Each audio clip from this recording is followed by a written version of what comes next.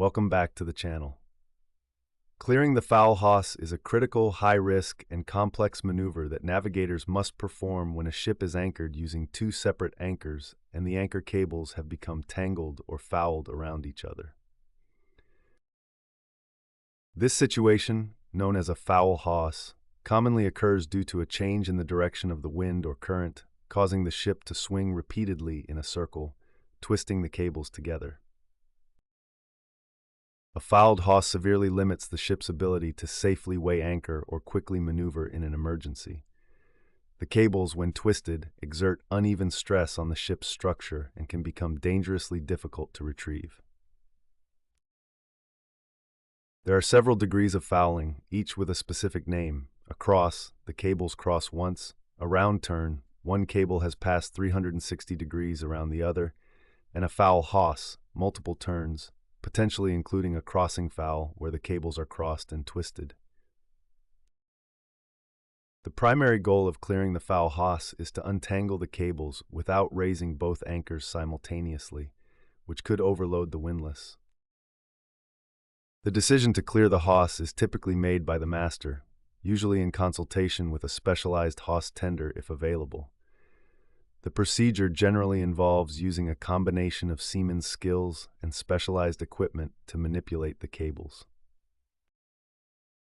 One common method involves slackening one cable, usually the cable on the leeward side, and heaving in on the other, while a boat or a light mooring line, called a messenger, is used to pass the slack cable around the tight one in the reverse direction of the twist.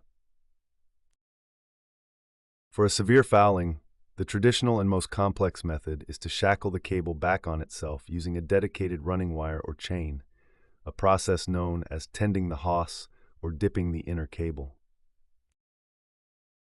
This involves raising the cable with the fouling highest on the deck, securing it, and using a specialized tool to unbolt a link, a shackle, on the cable. The cable is then separated, passed around the second cable, and reshackled.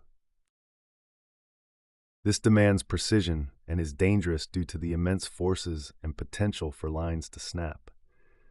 A safer, modern alternative involves using tugboats to assist the ship in gently turning its stern back into the direction that will naturally untwist the cables, essentially reversing the swing that caused the fouling. This is usually the preferred method in heavy weather or strong currents. Vigilance on anchor watch is the best defense.